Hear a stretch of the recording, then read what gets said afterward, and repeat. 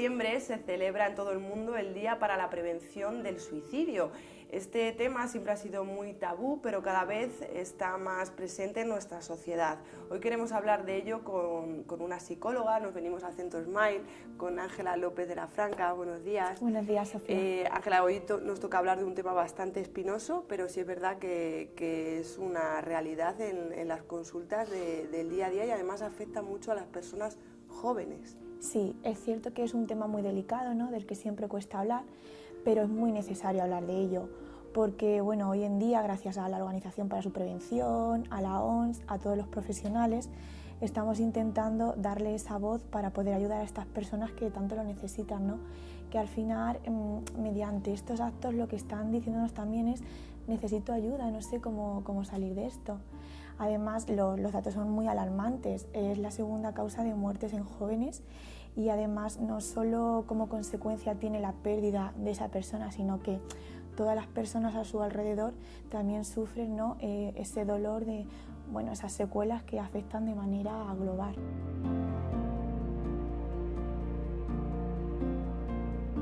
Porque yo creo que si se fallece por una causa, una enfermedad, un accidente, pues no hay más remedio que aceptarlo, pero quizá no se entiende qué sufrimiento puede llegar a tener una persona para decidir quitarse la vida, ¿no? Sí, es cierto que aún existe pues mucha desinformación en cuanto a cómo ha podido esa persona llegar a eso, ¿no? Y es lo que intentamos hacer, ¿no? Fomentar en conocimiento, en educación y darle herramientas a las personas para que sepan cómo ayudar a estas otras. Hay muchos factores de riesgo, ¿no?, que es en lo que primero que debemos de parar.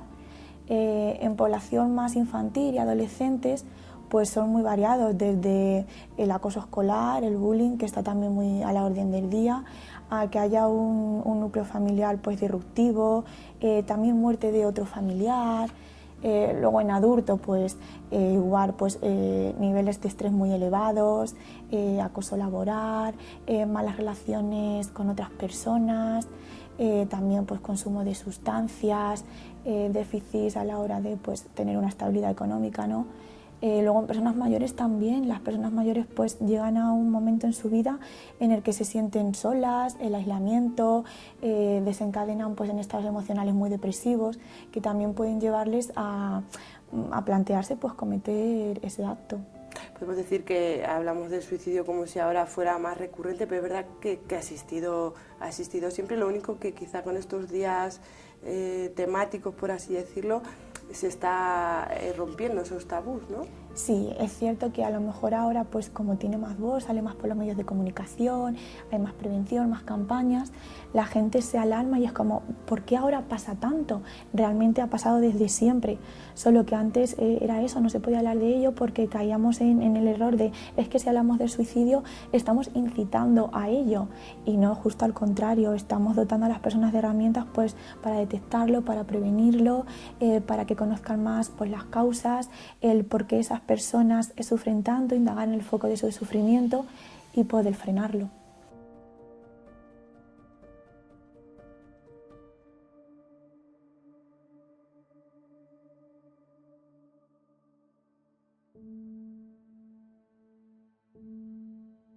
Tenemos a alguien cerca que vemos que tiene alguna señal, como has comentado, esos factores de riesgo, ¿qué se podría hacer, qué se puede hacer?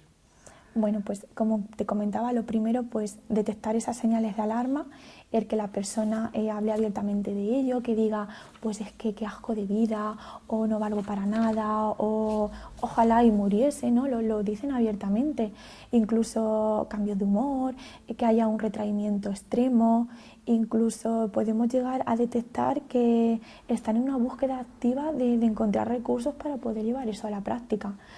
Una vez detectamos eso, pues inmediatamente pues intentar hablar con él, ¿no?, acompañarle. Cuando hablemos del tema, pues siempre escuchar, validar, no dejarle solo, ¿no?, intentar incluir a la familia, a amigos en ese proceso y por supuesto recurrir a profesionales y bueno, la nueva línea telefónica que existe para ello, que es el 024, para hacer pues una ayuda activa, un acompañamiento, una prevención y enfocarnos en ello a fondo. Y bueno, volvemos a destacar lo que comentabas, que no por hablar de ello estamos incitando, ¿no? Es bueno hablar, tratar el tema, incluso normalizar para evitarlo. Sí, es verdad que existen muchos mitos todavía sobre el suicidio.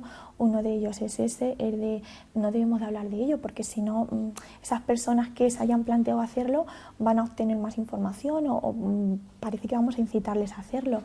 No es así, les estamos ayudando pues eso, a acompañarlos y hacerles ver que hay otras alternativas, hay otras salidas. Esas personas buscan hacerlo porque no tienen esperanza, no ven una solución. Entonces nosotros vamos a contribuir en lo contrario, en bueno, a lo mejor no puedo erradicar ese sufrimiento, pero sí te puedo ayudar a que veas otras alternativas, se pueden hacer otras cosas. Luego hay otros mitos también, por ejemplo, pues es que las personas que intentan suicidarse, los intentos de suicidio son llamadas de atención. No lo tenemos que ver como llamadas de atención, sino percibirlos como intentos de te estoy pidiendo ayuda, necesito ayuda y no sé cómo salir de esto. Todo ese tipo de cosas es lo que intentamos pues fomentar en eso, en conocimiento de que bueno, pues necesitan ayuda y estamos ahí para ello. Entonces nos quedamos con esas señales de alarma. Si quieres podemos destacar a lo mejor algunas más frecuentes para estar un poco alerta. Sí, yo creo que los cambios de humor, ¿no? Un estado de ánimo muy depresivo, la desgana y la falta de motivación por hacer a lo mejor las cosas que antes hacían habitualmente, los cambios de rutina. Cuando vemos a esa persona triste y desesperanzada, podemos decir, vamos a indagar un poco más en qué está pensando y en qué le está pasando, qué le causa ese dolor.